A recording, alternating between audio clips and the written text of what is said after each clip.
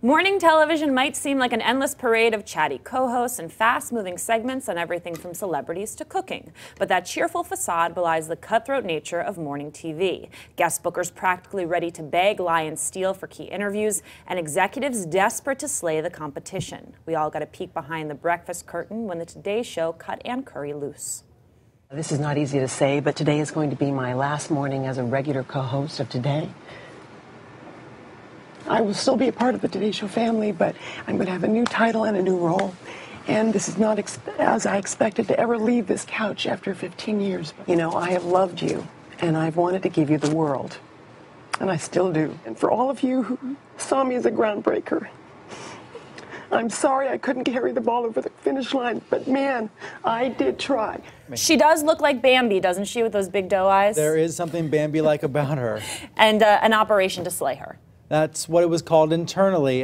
She didn't know it, but way back in January 2012, this plan started to come together, jokingly nicknamed Operation Bambi, because it was so complicated. You had to renew Matt Lauer's contract first, make sure he was going to stay at Today, then remove Ann Curry, then replace her with Savannah Guthrie. She was unaware of all this for months, which is what makes it so strange. And now looking back, we can understand why she was so emotional that day. No, and they really did try to choreograph it such that she would be able to exit gracefully.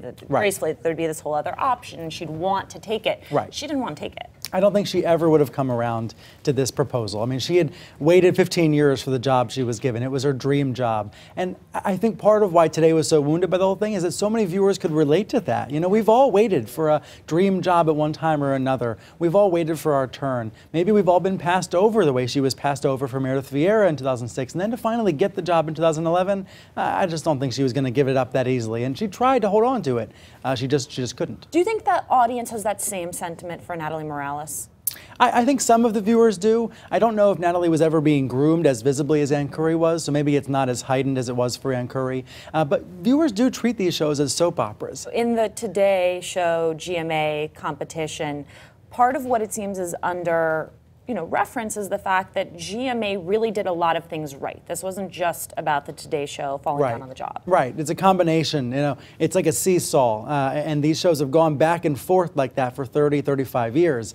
Today Show started winning in 1995, didn't stop winning until 2012. It was an extraordinary run they had and a really impressive achievement. I think that was probably lost in the coverage of the day when GMA finally beat them for the first time in 16 or 17 years. Yeah, I thought it was so interesting the way they reverse engineered it, so they didn't start with the beginning of the show at GMA. They actually started with sort of that last hour, last half hour. Right, the last half hour. This is something that James Goldston told me about. He was the one that came in and really reinvented the show in 2011. He didn't explain this at the time, but now that they've won, he was willing to talk to me about what they did, how it happened. Yeah. They started at the 8:30 half hour, tried to make that more fun, more entertaining, then tried at 8:15, then tried at 8. And what they were trying to do was get viewers who watched Today at 7 to flip over to GMA at 8. And if they could get people at 8, then they might sample it at 7:45 and 7:30 and 7:15. And so the win from GMA kind of crept up towards 7 a.m. that way until now, when actually at 6:45, when both NBC and ABC are airing local news, ABC already has a bigger audience. Right. In the book, you talk about when Jeff Zucker was trying to court Meredith Vieira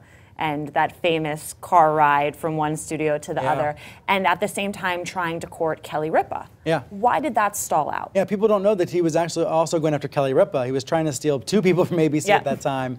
Kelly Ripa was a hopeful candidate for maybe the 9 a.m. hour, maybe parts of the 8 a.m. hour on the Today Show, which would have been really cool. She wasn't that interested in jumping ship at the time. Maybe she knew that she was coming into her own as the main host of Live with Regis, now Live with Kelly and Michael. Now she's the main star of that show.